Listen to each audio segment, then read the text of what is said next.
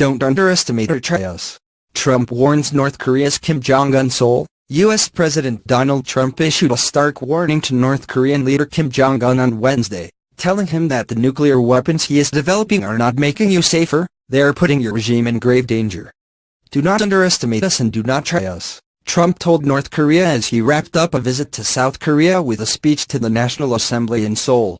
In a wide-ranging address that lodged specific accusations of chilling human rights abuses against Pyongyang, Trump used some of his toughest language yet against North Korea, calling on countries around the world to isolate Pyongyang by denying it any form of support, supply or acceptance. Trump painted a dystopian picture of North Korea, saying people were suffering in gulags and some bribed government officials to work as slaves overseas rather than live under the government at home. But he offered no evidence to back those accusations. Trump's return to harsh language against North Korea comes a day after he appeared to dial back some of his bellicose rhetoric that had fueled fears across East Asia of the risk of military conflict. On Tuesday, Trump had even offered a diplomatic opening to Pyongyang to make a deal. In Wednesday's speech, Trump went mostly on the attack. But he did promise a path to a much better future for North Korea if it stopped developing ballistic missiles and agreed to complete, verifiable and total denuclearization, something Pyongyang has vowed never to do.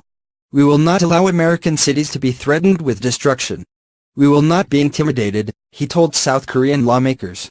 And we will not let the worst atrocities in history be repeated here. On this ground we fought and died to secure. The world cannot tolerate the menace of a rogue regime that threatens it with nuclear devastation, Trump said, speaking as 3 U.S. aircraft carrier groups sailed to the Western Pacific for exercises and a rare show of U.S. naval force in the region. Trump aimed harsh words at Kim. Aiming his words directly at Kim, Trump insisted, the weapons that you are acquiring are not making you safer, they are putting your regime in grave danger. Every step you take down this dark path increases the peril you face.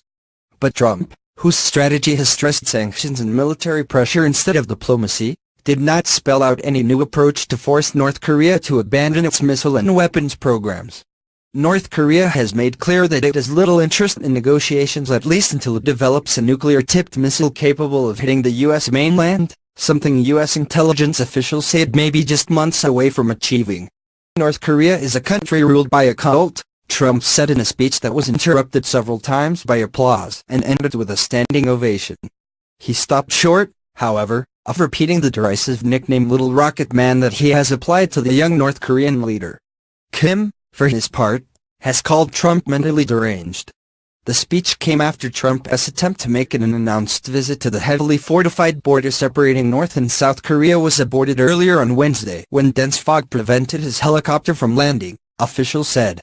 Trump tried to travel to the Demilitarized Zone, DMZ, the doorstep of the North Korean nuclear standoff on the final day of a 24-hour visit to Alai Seoul.